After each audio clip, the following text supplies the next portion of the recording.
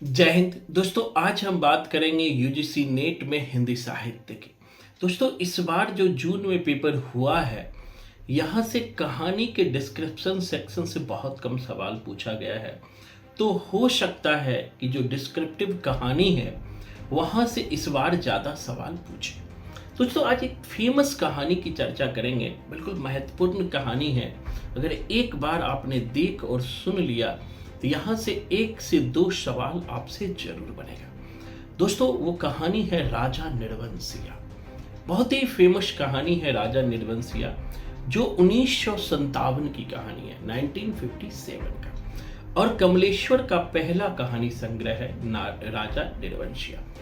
इस कहानी संग्रह में और भी कहानी है जिसे आप याद रखिएगा, जैसे देवा की माँ, पानी की तस्वीर, धूल उड़ जाती है, सुबह का सपना, मुर्दों का दुनिया, आत्मा की आवाज और राजा निर्वंशिया। दोस्तों, राजा निर्वंशिया कहानी जो है पौराणिक कथा के साथ साथ चंदा की कथा अर्थात जगपति की कथा साथ साथ चलती है और आधुनिक जीवन की विसंगतियों को इस कहानी में दिखाया गया है। इस कहानी के कथानक पे हम चलेंगे, जहां पर चंदा जगपति की बीमारी और बेरोजगारी की आर्थिक मजबूरियों से हताश होती है और किस तरह जीवन में आगे बढ़ती है।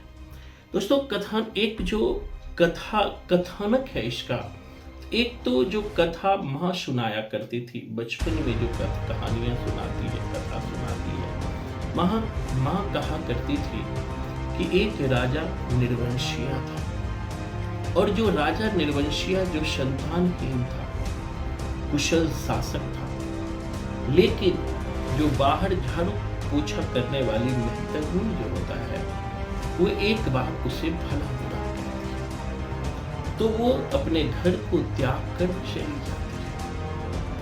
चली जाती है और वह सराय में रुकता है। उसी दौरान जो रानी है वो मंत्री के साथ राजा को ढूंढने जाती है। एक प्रसंग में भटियारी के वेश में रानी राजा से मिलती है और इस समय राजा रानी को पहचान नहीं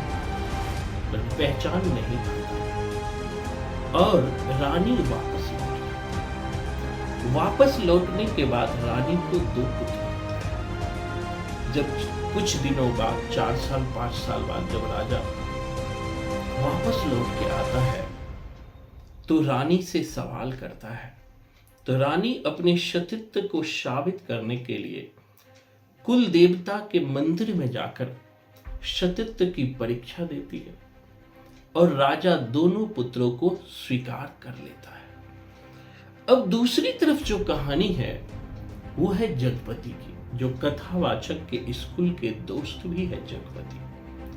और जो जगपति कैरेक्टर है वो वकील के यहाँ जो है मुहर्रीर है, यानी वकील के साथ काम करता है, और जगपति चंदा का पति है। एक बार क्या होता है, जगपति दूर के रिश्तेदार दयाराम के यहाँ शादी में जाता है और उसी दयाराम के यहाँ डकैती हो जाता है और डकैतों से लड़ते हुए जगपति घायल हो जाता है। जगपति एक मध्यवर्गीय व्यक्ति है और मध्यवर्गीय व्यक्ति होने के कारण इनके पास इतना पैसे नहीं है कि अच्छे से इलाज कर सके। जब ये बात उनकी पत्नी चंदा को पता चलता है, जो जगपति की पत्नी है, तो चंदा रोते रोते अस्पताल में आती है और जब अस्पताल में आती है तो कुछ दिन तो उसके रिश्तेदार उन्हें देखने के लिए आते रहते हैं। धीरे धीरे रिश्तेदारों का आना भी कम हो जाता है।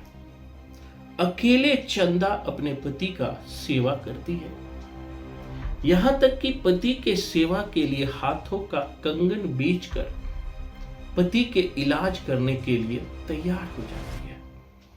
लेकिन यहीं पर एक कंपाउंडर होता है, बच्चन सिंह। जो बच्चन सिंह है वो अस्पताल का कंपाउंडर है। बाद में उसी का मैनपुरी उत्तर प्रदेश के सदर अस्पताल में तबादला हुआ। धीरे धीरे जो है बच्चन सिंह और चंदा। बच्चन सिंह चंदा से कढ़ा लेने से इनकार कर देता है और फ्री में ही उनका इलाज करता है। लेकिन चंदा अपने पति जगपति से कहती है कि मैंने कढ़ा के बदले ये दवाई ली है। धीरे धीरे चंदा और बच्चन सिंह जो कंपाउंडर है, दोनों के बीच नजदीकियां बढ़ने लगती। जब इलाज के बाद जगपति अपने घर लौट के आता है और चंदा भी आती है, तो आसपास पड़ोस के लोग जो है उसे राजा निर्वंशिया बोलता है। इसी दौरान जो है कंपाउंडर बच्चन सिंह का भी तबादला मैनपुरी के अस्पताल में हो जाता है और धीरे धीरे बच्चन सिंह जो है चंदा के यहां आने जाने लगता है। इसी दौरान चंदा के कहने पर बच्चन सिंह और जगपति एक साझीदार के रूप में लकड़ी का व्यवसाय भी करता है और जगपति इसका सहयोगी भी होता है। इसी दौरान एक और घटना घटती है कि जो चंदा जो है गर्भवती हो जाती है और इसका आरोप बच्चन सिंह पर लगता है कि बच्चन सिंह से जो कंपाउंडर है उसी से चंदा गर्भवती हुई है।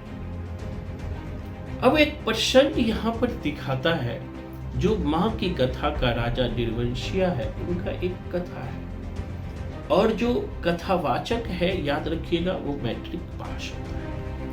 ये कथा जो आत्मकथात्मक शैली में चलता है, राजा निर्वंशिया की कथा और जगपति की कथा। अब जो जगपति की कथा है उसमें यह पता चलता है कि धीरे धीरे वचन से और जो कंपाउंडर है और चंदा के आपस में मिलन से ही चंदा गर्भवती होती है। ये बात जब समाज में फैलता है तो जगपति को बहुत बुरा लगता है। जगपति भला बुरा कहता है और चंदा को अपने यहां से निकाल, चंदा को जो है जगपति, और अंदर से जगपति इतना टूट जाता है दोस्तों कि अफीम और तेल पीकर और इस दौरान जगपति दो पर्चे छोड़ते हैं, दो पत्र लिखते हैं। एक पत्र में चंदा के नाम और दूसरा पत्र वो कानून के नाम। और एक बहुत अच्छा उदाहरण भी यहाँ आया हुआ है, ध्यान रखिएगा। जगपति कहता है कि कर्ज कोढ़ का